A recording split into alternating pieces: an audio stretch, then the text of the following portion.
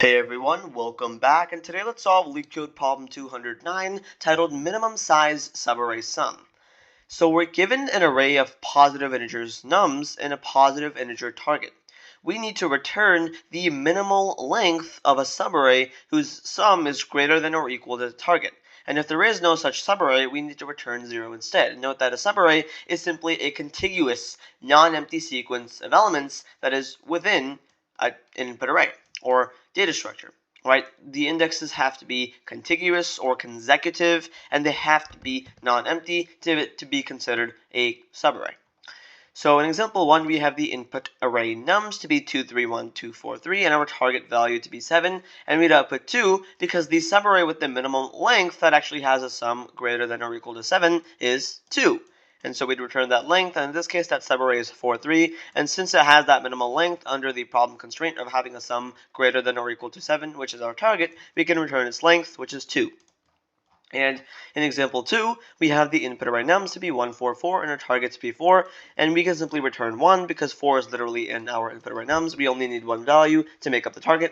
And in example 3, the sum of nums itself isn't even as large as target. So even if we take every single value in the input array nums, it would not actually hit the target value, and so for that reason, we'd output 0. Right, so with that out of the way, I will give you guys a few seconds to kind of just go over this problem in your head and think of a valid solution, and then I'll show you guys how I would optimally solve this problem in a few seconds.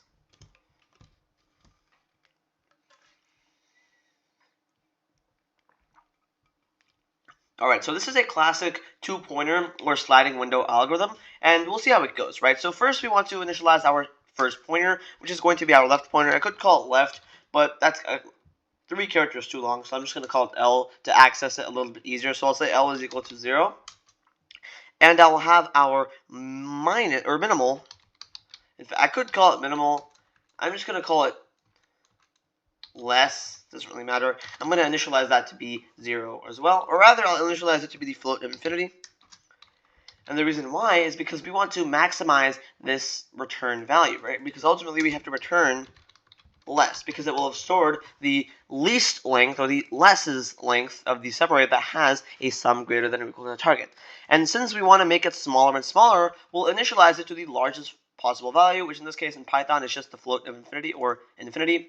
And so we have to minimize it as we actually approach or encounter windows with sums that are greater than or equal to the target that have a length less than less. Okay, and we'll finally have our current total to be initialized to 0, because of course we don't have a valid window yet. We haven't actually traversed through the input array nums just yet.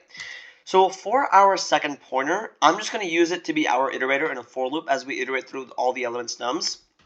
And so I'll do this like this. I'll say for r, I could say for right, I'm just going to call it r. So for r in the range of the length of the input array nums, I simply want to keep adding to my current total of my current window nums at r.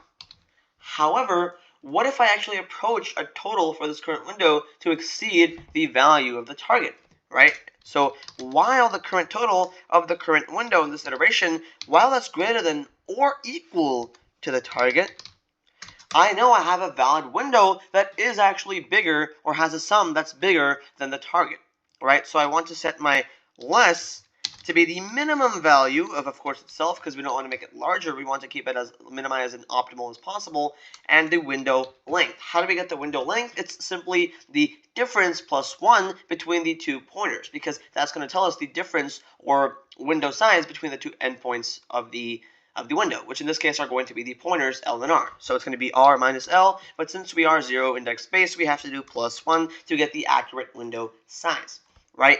And then, while we still have a current total that's still greater than or equal to the target for the current window size, we also want to shift right to explore windows with lesser lengths and kind of cancel out that Lth pointer and value. And the way we're going to do that is we're going to say the current total is going to be subtracted nums at L.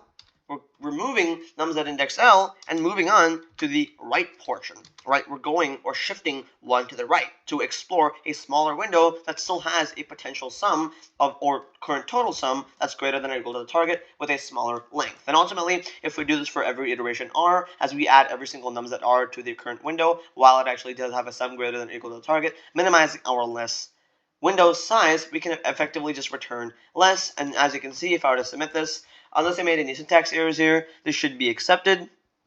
Okay, let's see what I did wrong here. Okay, yeah, sorry. I forgot my edge case here. So we can only return less if less is not equal to the float of infinity.